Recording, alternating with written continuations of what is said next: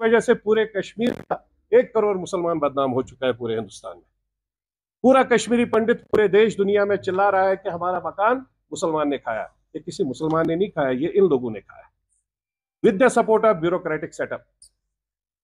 DC was involved, जो बाद में डीकाम भी बने, एडवाइजर भी बने, he is involved, directly involved.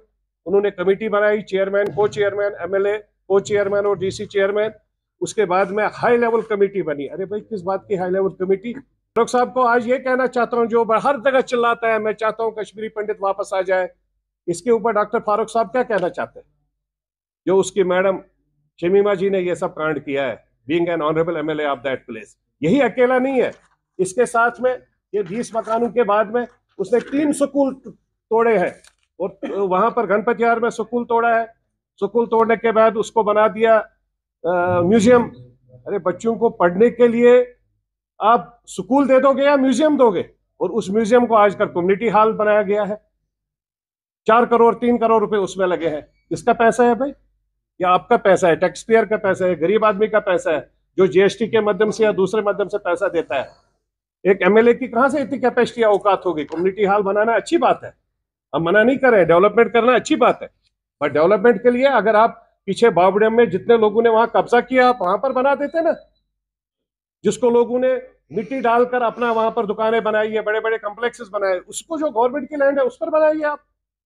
चाहे वो पंडित हो, मुस्लिम हो, जो कोई हो, आप कैसे किसी के मकान पर, किसके जमीन पर कब्जा करके बोलोगे कि उसके उठा के दुकान बनाए, 8-8, 10-10 लाख, 20-20 लाख में बेचे? अब सबको पता है यहाँ पर जो पुराने मकान थे 100 साल 50 साल, उनकी लकड़ी कितनी कॉस्टली थी, वो कहाँ गई, कौन लेके गया। उसमें 4 आदमी है किसी ऑनरेबल एमएलए के। मैं चाहता हूं उनके अगेंस्ट भी प्रॉपर रेड्स होनी चाहिए। अगर उनका 20-20, 30-30 लाख रुपए बैंक का लोन था, आज कहां से उनके पास करोड़ों की संपत्ति बनी है? डेवलप होना अच्छी बात है, आप क्यों नहीं डेवलप हो रहे हैं, हम लोग क्यों नहीं, और कोई क्यों नहीं डेवलप हो रहा है? डीसी उस वक्त के डैश साहब, एडवाइजर, एक्स एडवाइजर साहब, ये चिट्ठी लिख रहे हैं और चिट्ठी में झूठ लिख रहे हैं कि ये जो मकान हमारे हैं, क्योंकि बटतमा भी है, बट भी तो सार नहीं जाए, वो होम मिनिस्ट्री, प्राइम मिनिस्ट्री, सब कुछ वहां से जब लेटर आई, इन्होंने से जवाब दिया कि हम रोड वाइडनिंग के लिए हम लोग ले रहे हैं। और रोड वाइडनिंग में, ये मैं डिटेल दे रहा हूं, उसमें कितने मकान रोड वाइडनिंग में, वो देखे। हबक कदल में जो रोड वाइडनिंग है वो लेफ्ट साइड हो रहा है, और ये मकान राइट साइड के है का। वो बेचारी भी हर जगह चिल्लाती थी। उसमें भी एक डायरेक्टर एजुकेशन के उस वक्त के जो इन्वॉल्व थे, इनका मकान 8-9 मरले का मकान जंदार मौला के बाहर में, इसको तोड़ा गया। इसको तोड़ने के बाद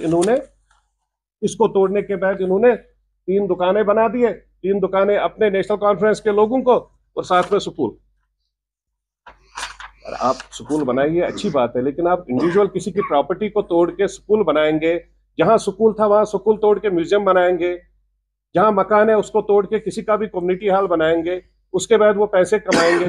20 लाख रुपए में कम्युनिटी हॉल बनता है, आप 1.5 करोड़ रुपए आपने पैसा निकाला, और आपको कोई हिसाब ही नहीं मांगना चाहिए। क्यों नहीं मांगेंगे भाई साहब? वो पैसा तो कश्मीर का पैसा है। मैं चाहता हूं गवर्नमेंट से, आपने ईडी और बहुत जगह रेड हो रहे हैं, इन जगहों पर ईडी की रेड होनी चाहिए। मुबारकबाद देते हैं डीजी साहब को, नए डीजी साहब ऐसे तो है बहुत पुराने, उनको मुबारकबाद देते हैं एज बिकमिंग द डीजी। उनसे रिक्वेस्ट भी कर रहे हैं कि जीपी फंड के बहुत केसेस हैं, पुलिस अफसरों के, पुलिस वालों के जो छोटे मोटे इश्यूज हैं वो जल्द से जल्द सॉर्ट आउट किए जाए, जिससे इनको लगे कि ये कुछ अलग है बाकी सब डिपार्टमेंट।